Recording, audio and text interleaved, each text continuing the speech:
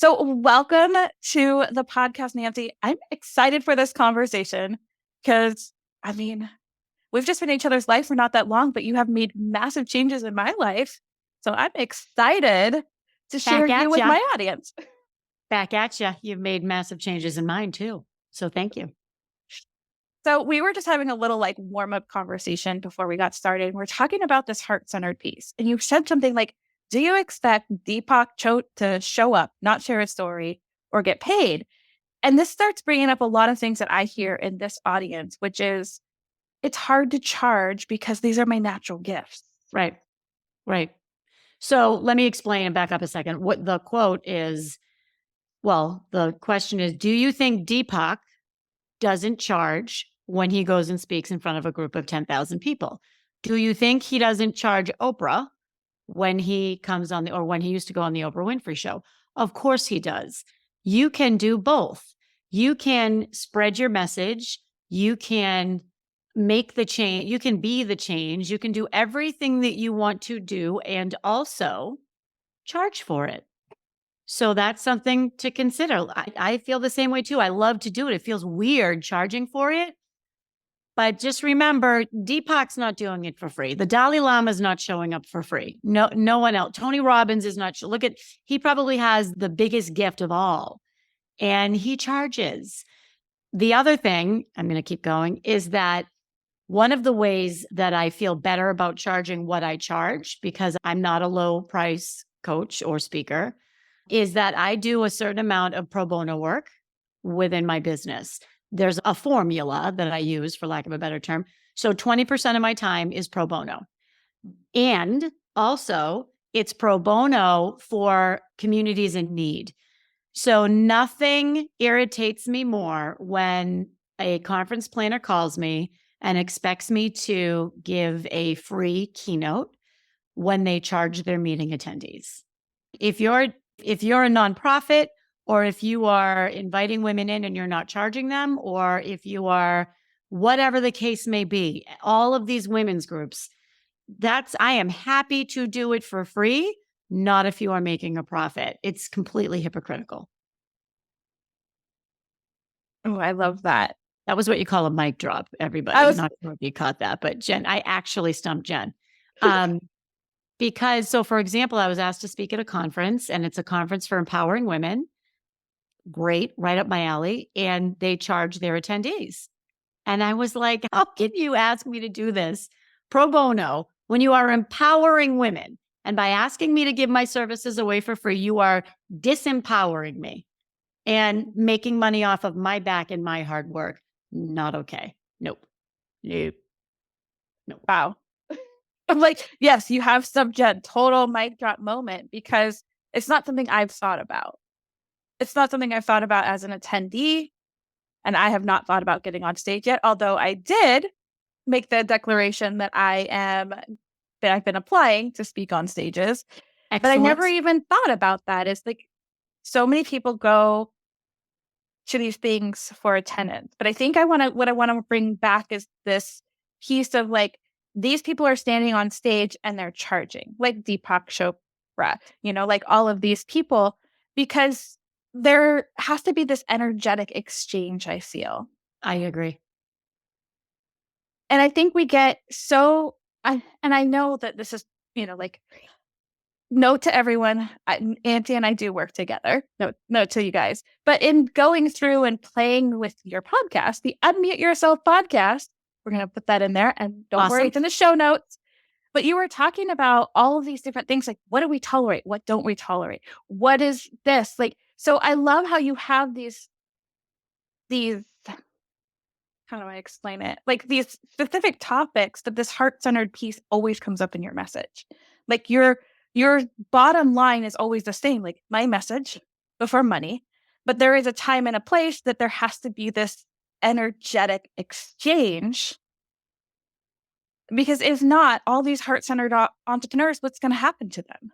They're going to go back to finance, right? And sit in your cubicle. Right. And you probably want as many people to hear your message or benefit from your gifts as possible. And the only way you can do that is to grow your business. I have said that to clients before who didn't want to pay me. I'm here to spread the message, and you like my message, and you want to help spread my message. And the best way you can help me spread my message is to pay me. The end, the end, the end. And by the way, I'm happy to help anybody with that. If somebody has a one-off where they're being asked, whatever for free, and they're not comfortable with it, I am sure I've been there, and I'm sure I have a couple of sound bites that I can throw your way to help you kind of work through it. So I'm happy to do that. So saying that, I guess we should have started with, because my audience doesn't know you, is that you are a speaker. You are a best-selling author. You are a coach. You are a person who leads these amazing retreats. To unmute yourself, figure out your why, and just do the damn thing. And I think that the audience needs to hear that, because they're like, well, who's this person telling me this? Like, you are paid to go on international stages Correct. to share your why, your story, your message, and leave this impact. Like, you're a tsunami generator. I love that so much. I love that. I love that. Yeah. Many years ago, I worked in corporate America, and I had a very, very successful career, big sales job, led a multi-billion-dollar global sales organization. And I left that all to take this message of empowerment on the road. And that is for women to unmute themselves, speak up, stand out, get their seat at the table, and then build a bigger table and bring others along. So I feel very passionate. I'm very passionate about what I do. I love it. It's what I live, eat, and breathe. And it took a while. That's the other thing I would say. It took a while. It was probably a solid 5 years before I really, really hit my stride, And that's not surprising. Everything you read says that people overestimate what they can do in a year and underestimate what they can do in 5 years. And that's 100% true. That's what I do. And the more I can do it, the better. The other thing about the giving away or not charging what you're worth, I also have a ton of free content, and a podcast is a great example. Everything I talk about on stage is covered in my podcast, everything. So that's another reason why I don't feel bad, because particularly if it's one-on-one coaching, because there's a ton of free content out there. And when you're ready to take it to the next level, that's, you need to level up. That's it. Yeah. I think there's also that fear, because I know that's was one of my things, was that fear of taking it to the next level for whatever reason. And it's never really the finances. It's always something else that's inside, is what I have come to realize for me and my clients. And I know that your story, as you've moved through like all of these things, like you just said, it took 5 years, but now you're doing the thing, which is like, I love that your messages do the thing. And it's so funny, because I find myself being like, hearing your voice, like, do the thing, do the thing, do the thing. So I want to know, how did do the thing, or do it, I guess is your method, is do it. Yep. How did you come up with do it? Like, what's your why behind that? Like, why is this do it method so important to get out into the world? So the why behind do the thing, and I think it's important to differentiate. So there's a why behind why I left my corporate job and wrote the book, which is slightly different than the why behind do the thing. So I'm going to start with the why behind do the thing. So there are thousands and thousands and thousands of women out there who are going through life, and they are phoning it in, for lack of a better term, going through the motions. So let's take me, for example. Great job on paper. I was VP of global sales. I just said I was making a lot of money. I was traveling the world. I went all over the world, all kinds of places, Middle East, Asia, Europe, everywhere. And it was a great job, but there was something missing. And had I known the power of when you step into who you are meant to be, and you step into the life that is waiting for you on the other side of your fear and the other side of your limiting beliefs. Listen, we all have baggage. I can tell you to this day where I was when someone very close to me said something very hurtful, and it stuck with me. I mean, I was probably 14 years old. and it still is in my head. So we all have this baggage, all of us. It's when you let it hold you back that is the tragedy and is the shame. And frankly, and I mean this because I've seen it, that's on you because we all have it. So the impetus for do the thing is we all have it. Anyway, so I was in this job. It was a great job. I was having fun, but I knew there was something missing and I knew that I had to do the thing. So the first thing I had to do was determine what the thing was, like decide on the thing. What is it that you're meant to do? So let's take Jen, your book. Okay. Let's say your book is the thing. So I'm sure at some point in your journey, you said, I want to write a book. Oh, yeah. Right? Okay. What kind of book? For who? What do you want the message to be? Who's going to benefit from your book? Why do you want to write this book? What's driving you to write this book? Why do you think you can write a book? Of course you can, but like, why is this inside of you? And what strengths do you have that will lend itself to success in the area? So what is your ultimate vision for this book, right? A lot of people say, I want to write a book. Great. And so what? Like, what kind of book? So that's D, that's decide. Okay. And then you have to own your why. And this is really, really, really powerful. And I hesitate to call it own your why because I know Simon Sinek has something similar. He actually was talking about your why way before me. But so this is your true north. Your why is your true north, your true why. Not, because I want to, like, okay, let's take my why for why I wrote my book. I could sit here and say, well, Jen, I want to empower women to speak up. Okay. Well, why, Nancy? Why is that so important to you? Because I think it's important that women speak up. Okay. Well, why is that important? Because I've known people who've spoken up and, it's just sad. Right? Is that very powerful? No. No. By the way, we didn't rehearse this. This is truly like, right. So how about I left my corporate job to take my message of empowering women to speak up on the road because somebody very, very close to me had a horrific, tragic thing happen to them when they were young. And that person helped me speak up and taught me how to speak up while she never, ever once spoke up for herself. And it impacted her entire life. And it breaks my heart. And this is the first time I've been able to get through the story without crying. And this person is my sister. And this person is someone who I can't make it through without crying. She taught me how to speak up and she never spoke up for herself. And it was at a great, tragic detriment to her life.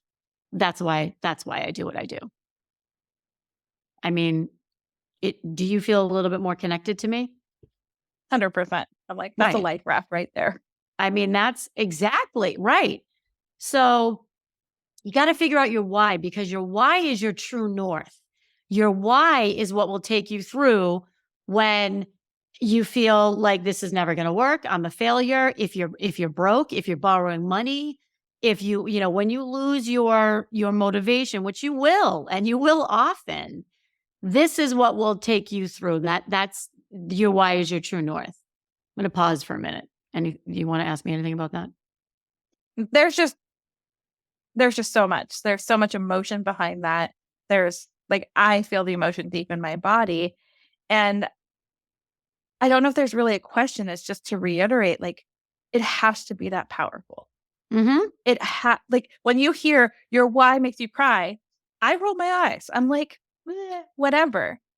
But that's it right there. Is that if the why connects so deeply in your soul, you will show up on those days that it sucks. Yes. And so that reminds me, I have a tool, of course. I have a method for how you can find your why. And it's something that I do with my one-on-one coaching clients. And it's something that I did with multimillionaire entrepreneur Tiffany Carter, who I'm sure many of you have heard of. And we did it on her podcast. And it was powerful. I mean, we were shook. And none of this was planned. And it's really simple. You just continue to ask yourself why 5 times. So what's your why for doing this? Then you have your answer. Then you say, okay, now why is that important to you? Then you have your answer. Why is that important to you? And you do it 5 times. It's difficult to do it with yourself because it will bring things up. It will bring up things that you didn't know existed. And it might be painful and you might just stop doing it. I know somebody who did stop doing it and had to pause our work together because it was that deep. And you also might bullshit yourself a little bit if you're doing it with yourself. So, we'll put a link in the show notes to this exercise. And it's something that I'm going to be doing on my retreat, which is coming up in the fall, where this is like this is the mother load is what I call it. This is it. And if you don't know what your true north is, I will bet you're not finding joy in your work. And I will bet you're probably not going to be as successful as you could be. You might get by and you might do okay. But the minute you really double down on that, everything will explode wide open. I promise. I promise. It's pretty wild. Yeah. And just the way that you're saying that, I know that I need to go deeper with my why, because I have there's so much of my why. And it's like, I don't want to be a ripple. I don't work with ripple makers. I work with the people that are like, screw the ripple. I want my tsunami. That's right. That's right. And you do. Yeah. But why? Like, I'm going through that exercise. We should do it. We should do it on a podcast. You want to do it right now? We could do it right now. All right. Really? Okay. Let's do it. Let's get extra vulnerable. This is why you need to come into Nancy's space, because you get put on the spot and she will make you do the thing. That's right. So what are we talking about? Are we talking about why you wrote the book? Sure. Let's go with the book. Okay. You sure? Let's start with the book. Let's do the book. Yeah. Okay. So I'm going to warn you right now. If you give me a bullshit answer, I'm going to be able to see through it. I like it. Okay. So, Jen, tell me why you wanted to write this book. I wanted to write the book because it needed to come out of me, because as I was sitting on the floor in Costa Rica, and we had this exercise that was called Who Am I? I had my pretty unicorn book and everything, and everyone had these beautiful things to say about themselves, and I could only write down the words, who am I?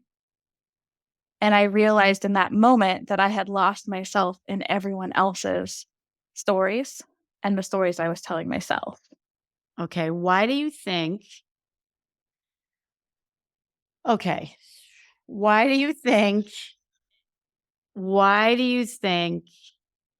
you told me that it needs to come out of you because you had lost yourself in everyone else's stories? Why is it important for you? First of all, why do you think you lost yourself in other people's stories? I was a severe people pleaser and worried about losing everything and being alone and dying alone, because I had just witnessed it with somebody who had pushed everyone out of their life and died and was actually in their apartment for 30 days, melting into their couch when we found them. Because okay. All right. So you're a recovering people pleaser. So tie the people pleasing back to the book. So how does the people pleasing go back to this need for the book to come out of you?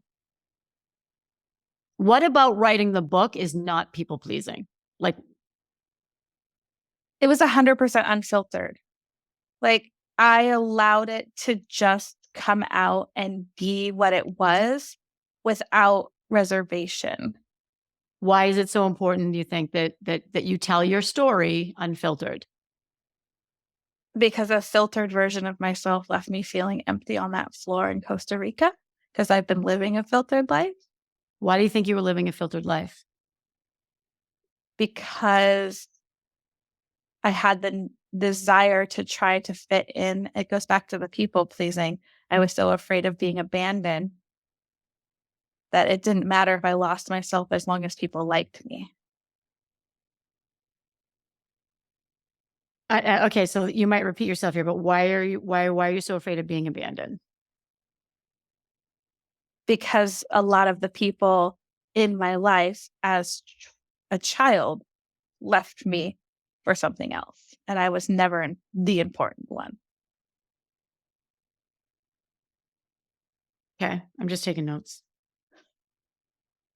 You're getting the unfiltered version right now. Why do you think? Okay, so why do you think it's important that you change the script and feel like the important one? Because I deserve to be the important one. I deserve to have my desires and needs met too. I'm not here on this planet to just be everyone else's, I don't know, maid, slave, beck and call. What? Okay. What happens when you don't feel like the important one? I get really down on myself and hide in my little shell and stop putting my message out and start depleting energy in unhealthy habits. Well, why? Like, what's the big deal about being inside of your shell? I go into my shell sometimes. It's very destructive. And then I start praying to not wake up in the morning and get suicidal ideations. Okay. So this is the why, right? You're learning a lot about me right now. No, this is part of it. So let's go back. Okay. So you think it's important. This book needed to come out of you, because I'm going to tell you right now, this book is not about you. I know this. Stay with me. You feel that it's important, and this all needs to come out of you so that people understand that even if you don't feel like you're the important one, you deserve to be the important one. You deserve to feel like the important one, because you know what happens when people don't feel that way. And what happens is they self-destruct and they get close to ending their life. Yes. So you wrote this book so that no one who reads this book will ever feel like that. Or at least won't feel alone or like they're by themselves. They might Right. still feel that way, but so that as a beacon of hope. As a beacon of hope, because you know what it's like to feel hopeless, and you came very close to not waking up, and you want to try to save that from someone else. Yes. Right. So that's a pretty powerful why. Yes. That's why it's called a life raft. Your I story mean, is you're so like, much you're a fun, little though. unfazed, frankly. I was thinking you'd be a little more like, so I feel like have you done this already? No. I'm holding it together. This is my shell. This is welcome to Jen's life of plaster on the smile. Okay. So tell me, when you are in the destructive place, how does that feel? It's weird because half the time it feels terrible. Like you can't breathe. And the other half is so comfort zone because it's been my life. Mm. So there's the piece that's like, how do I explain it? So there's this piece that you're like, oh my God, I can't go on. I'm like, my body's shutting down and I'm always sick. And then there's this piece that's like, hey, we got this. Like, we've been here for so long. This is just like this is where we hang out. Like, getting good is just going to lead us back to worse. So, like, we've already hit the bottom. So why not just Might as well at the stay bottom? here. Might as well stay here, right? Yeah. So it's interesting because your story is someone's life raft. You hope will be someone's life raft. And it was my life raft, Whose story was your life raft? my own. Okay. So Wow. I've been editing and reading this, and I had an AI person read it back to me. I got what I needed out of my book, as much as I hope someone else will get out of what they needed. Yeah, I mean, that's incredibly powerful. That's incredibly powerful. You don't want anybody to be stuck as long as you were, or stuck like you were. And if you can help them to get out faster, or period, if you can be that life raft, that's your purpose. That's your purpose. Yep. That's pretty powerful. If and when you unleash those tsunamis, people are going to need some life rafts. That's true. It's a pretty big wave. It's interesting because, you said with such conviction, I deserve to be the important one. You were like, no questions asked. I deserve to be the important one. Do you really believe that? It's definitely still a work in progress. I believe it more than I don't believe it now. Yeah. But there are still that last version. I mean, this is also 8 years of multiple therapists and healing retreats and everything else. But in the last 3 years since sitting on that floor in Costa Rica, I'm like, you all need to go do the Y exercise or hang out Yeah. with Nancy. I mean, it's pretty powerful. And then I mean, it's very powerful. That's your true north. And when you wrap that up in a digestible bite-sized like content or copy or whatever message, then the people who need this life raft will find it. So now you can write on the cover or in your bio or whatever, I was sitting on the floor in Costa Rica and realized that I'd completely lost myself. I had been, I'd had suicidal ideations and I knew that I didn't want this to happen to anybody else. It's pretty powerful. You must have just read the first chapter of my book because I didn't. I that's didn't. pretty much how it opened. I I think it's didn't. right I in the didn't. first. I know Yeah. you didn't, but I'm just saying Wow. like that. I open that's in the inside the book, and just like your story with your sister and your Unmute Yourself book. I do think that these are when you write them from this heart centered place, from this, like you said, your true north. That's when your story really does become impactful to others. And you never Absolutely. know. You never know who you impact. By the way, I didn't know my why. I hired my first branding coach during COVID, and she asked me a question. I have it written down in my file somewhere. I can't remember what it was. And it was wild. She said, who have you always been this outspoken? And I was like, no. She said, who stuck up for you as a kid? And I said, my sister. My sister used to stick up for me. And then I thought about it and I'm like, not once did she stick up for herself. Not once. Not once. And it breaks my heart. Breaks my heart. So yeah. That was a lot in the first. We did a lot out of the gate. Oh, you want me to continue with the DOIT process? Yeah. But Okay. I mean, we don't have to Ooh. because this is so deep. But I mean, like, audience, just take like a breath. Like it's a lot to take in. And I know that everybody's thinking, like, all right, my why, I do need to go deeper. Your why does need to make you Oh, so let me more go back. Yeah. comfortable. So while we take a breath here. So my why for not for the book, but for doing the retreat and the do the thing is had I known that this life was, I did say this, was available to me, I would have done it years ago. People don't think that they deserve to have everything they want or they can. They don't think they can. If you had told me, all right, I'm going to tell you what happened. Okay. You ready for this? This is a I'm good one. ready. About a week ago, I was cleaning up my office, which is a shitstorm. And I was listening to the Go-Go's. We Get the Beat. Remember the song We Get the Beat? Okay. And I really might cry again. And it brought me back to high school. I don't know if you did this, but when I was in high school, we used to listen to the Go-Go's and all the girls would stand around in a circle and would do the pony hop. You know the pony hop? It's where you hop from side to side. And that's how we would dance. It was very odd. But anyway, we would all do this pony hop. And I was thinking of this girl in high school who was bullied, was overweight, was a tomboy, like no fashion sense. So I wore a raincoat to school for like a year because I was embarrassed about my body. And I didn't even know that. Like this is stuff I don't even remember. And really bullied badly.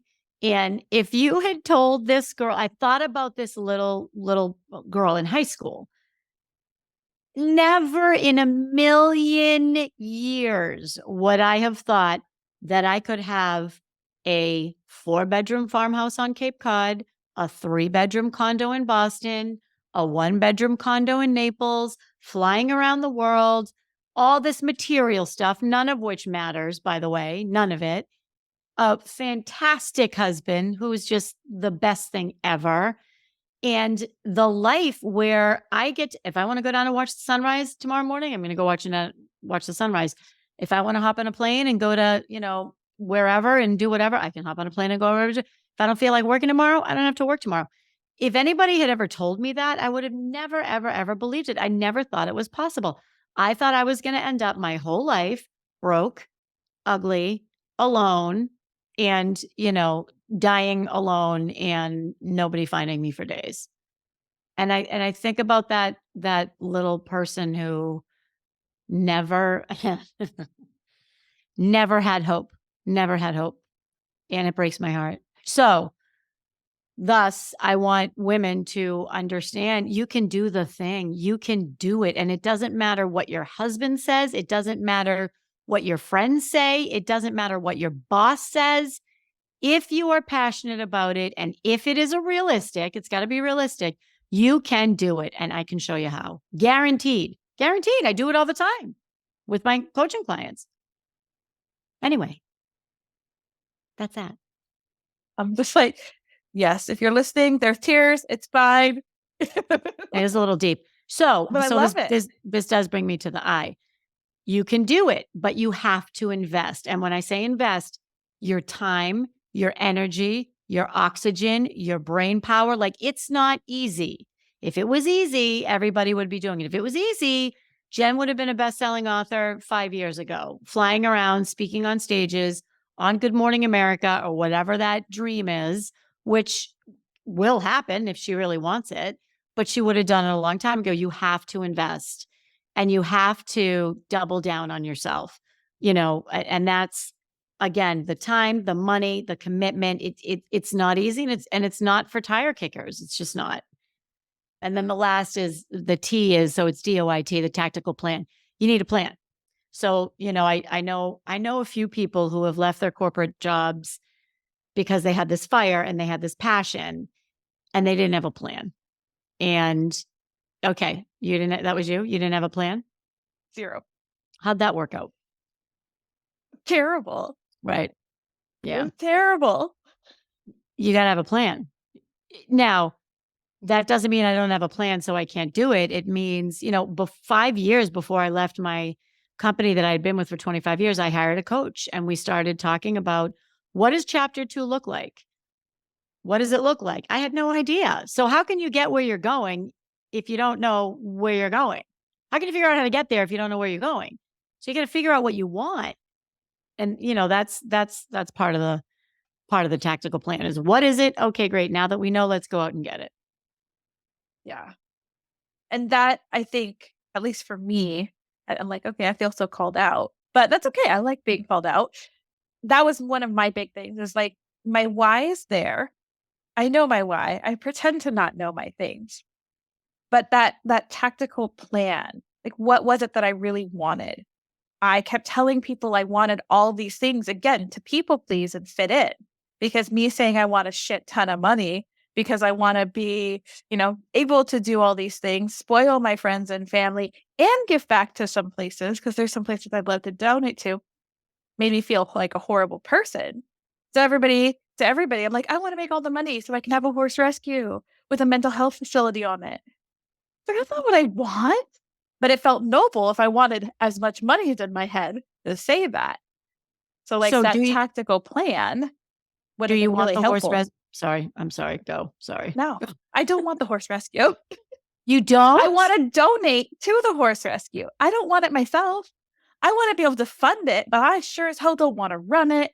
I don't want to like I would love to be able to help fund it. Yeah. It's still part of my vision, but my vision, my outward vision, my noble outward vision was that I wanted it myself. I wanted to be fully self-sufficient. I wanted to create all this money to just pour into this one thing. Because wanting the bush plane to fly around to Alaska and go fishing in these little tiny lakes seemed like a bad person. But you can do both. Yep. Right? And also, I think is what you said earlier. And also, I can. Yeah. I can fly a bush plane to Alaska and go salmon fishing and also fund a mental health facility / horse farm to, for at-risk teens. Yeah, of course. Yeah. Yeah. So that's interesting because yeah. So that's also part of a vision exercise, but that's a whole nother conversation. Anyway, so I feel like we went down a little rabbit hole. Did I? We did, but that's okay. You did answer the question because you went through the do it. You told us, we went through the how for you, and we went through the exercise, which was great. Thank you so much. Listeners got a little bit more. You got to know me a little bit deeper. Indeed. Sorry, not sorry. But bringing this all together in this I was never nothing's a neat little bow. Let's not even pretend like that's how Right. it is. Right. But how does this like we just shared with you these impactful stories. You speak on stages with your impactful stories. How do you know which story to share and which stories to keep? Oh, that's a great question. I share stories that I know well, okay. I share stories that I know have resonated in the past. So when I tell the story about and I get specific and I can't tell it anymore because, well, I could if I wanted to. I told the story about me being bullied by someone and that person heard about it and ripped my face off. And out of lack of wanting to deal with it, I just don't tell the story anymore. It's fine. So, but that story resonated with a lot of people. So when I talk about everyone has baggage, right? So if during International Women's Day this year, I did several virtual keynotes, and I remember asking one of the groups, throw a message in the chat for me if somebody told you something when you were younger and you feel like it's holding you back now. And the chat blew up. I have never seen anything like this. I was told I was too much when I was 12 years old. I was told I was too confident. I was told I would never be anything. I was told that I needed to sit back and let my brother do this. And it was item after item after item. So I tell the stories that resonate because the stories that resonate help people feel less alone and help people feel connected to the message. And that's what I want. That's what I want. I want them to feel connected to the message. So I tell stories that I know someone's going to say, wow, if that happened to her and she, overcame that and was able to do what she does, then I know I can. Same thing with you, right? So those are the stories that I tell. There are, and then based on a question, if I'm asked a question in the audience, so what happens is when you speak enough, you have these stories like at the ready and or when you even podcast enough, you know that you're so used to telling them, they're at the top of your brain. So if someone asks a question, I'll say, yes, I absolutely, this has happened to me. Let me tell you a story. And I'll tie it into that story to help them to either answer the question because people remember stories, right? That's what they remember. That's a very common persuasion principle. And I tell the stories that I know will help drive the message home, which is ultimately what I'm here to do. Yes. I love that. And I love that, just like you said with podcasting, because I've never done this thing on my stage, but there are a lot of different stories that I have that connect because story is what connects instead of facts. And I feel that this is one of the things that's finally coming to the light a little bit more is like the power of story. Or maybe it's just because I'm in that general region now, I'm seeing it more. But I'm seeing more and more people like try to connect and grow their businesses and do things through a powerful story, something that you can see Yeah, somebody in. absolutely. I think it's since COVID, it might have been before that, but human connection has never been more important. We all checked out for 2 years, right? And think about how difficult that was. Think about how difficult that was for a lot of people. And now that we're back, I feel like we're back 10 times the magnitude of what it used to be. There used to be a little hamster wheel. Like now it's like a giant, remember that ball that you would get in the bouncy ball that you would get in and bounce around? Like there's this giant bouncy ball and it's coming for you. And, you got to step out and you have to step off. And the way to step out of the race really is to find some kind of human connection. And that's what powers everything. Human connection's never been more important. Yeah. Which is why you are doing a retreat in Cape Cod so that people can do the things while connecting with other humans. Exactly. Like I could have done it as a, group workshop, but there's something really powerful about this is going to be 8 like-minded women, hand selected, for lack of a better term. That sounded arrogant, hand curated so that you can connect with these other women who share the desire to do the thing. And we're going to inspire each other. We're going to motivate each other. We're going to connect with each other. And I hope that there will be friendships that last a lifetime. but you'll be able to connect with me one-on-one. It's much, much more powerful in person. It is. I mean, listen, I'm a career podcaster and virtual keynote speaker. There's nothing more powerful than in person. There's not. I 100% agree because that, like you talked about with COVID, that time where everyone was going inside and didn't have human connection, it didn't change one thing in my life because that's how disconnected I was Wow. until I started my podcast, met somebody from my podcast, and ended up on a floor in Costa Rica With Who Am I? with Who Am I? That's how That's it pretty all wild. started. That's wild. Because I didn't connect with humans. So I love that. And I love, of course, I'll put, I'm like, you're going to, I'm going to put all the information in the show notes. I feel like, I haven't had a conversation turned around on me in a long time. I'm like, I know. wait, this is my We did show. flip it. Yeah, I know. I know. It's a little But, confused for a minute. it's powerful. Yeah, Yeah. so Yeah. powerful. So if someone were going to walk away from this conversation with that one nugget, so that might last a minute, a moment, a day, or a lifetime, what would you want that one nugget to be?